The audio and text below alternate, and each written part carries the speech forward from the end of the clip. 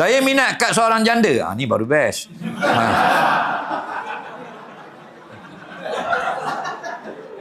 Tapi isteri tak bagi kahwin. Macam mana nak buat? Dosa kat saya untuk kahwin senyap-senyap. Baik.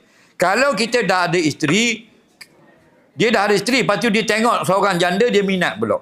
Okey? Jawabnya, tak ada masalah. Itu bukan masalah. Kerana penyakit laki-laki ni, dia suka perempuan. Siapa sini tak suka perempuan? Angkat tangan. Kalau tidak gay, mati pucuk. Tahu tak?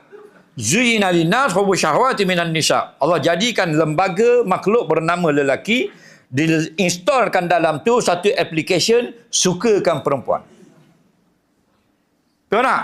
Waktu orang lelaki bila dia kahwin, ada bini. Dulu tak ada bini, dia nak kahwin. Ada perempuan yang menemani hidupnya di rumah. Bila dah ada bini, dia pergi jalan, pergi KL, pergi Sogo, pergi Jalan Tak, pergi mall, pergi tu. Dia tengok perempuan, ui yo, lawanya. Faham? Dia tengok, dia minat pula tak?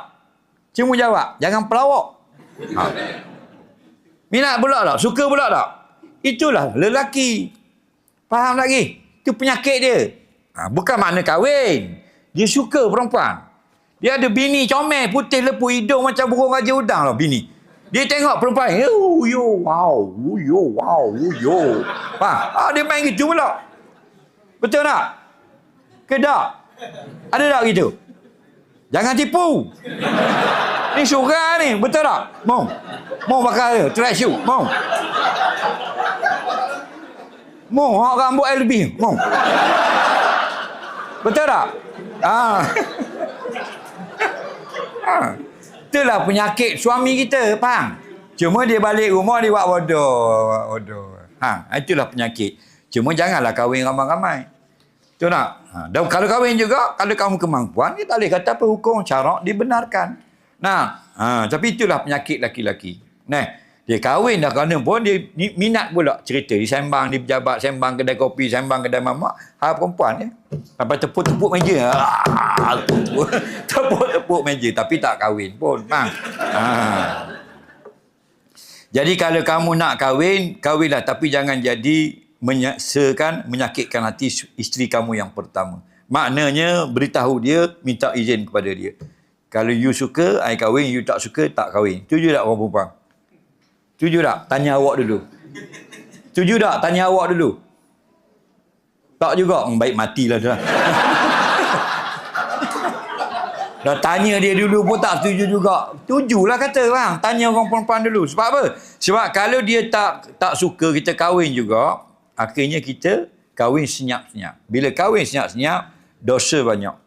Bukan dosa kahwin. Dosa membohongi isteri pertama. Hari-hari berbohong. Innal kadhiba yahdi ilal fujur. Faham tak? Bila berbohong, dia membawa kepada dosa. Innal fujura, nampak? Yahdi ilal nar. Dan berbohong, dosa itu mengheret kamu ke dalam neraka. 3 tahun bohong bini, 3 tahun dosa berbohong banyak ni. Betul tak? Lepas tu nak kahwin yang kedua, minta izin dia, bagi tahu dia. Jangan berbohong. Hari dia pun tahu kita pergi rumah isteri yang kedua, isteri kedua pun tahu kita ada isteri yang pertama. Nak khabar dia tak berani tak dia mengamuk. Ada jalan dia tak mau bagi dia mengamuk, iaitu tunggu dia mati. Faham lagi? Dia mati tak mengamuk lah. Tinggal batu nesang, ya tak? Tu tak mati-mati pun ustaz. Solat hajat.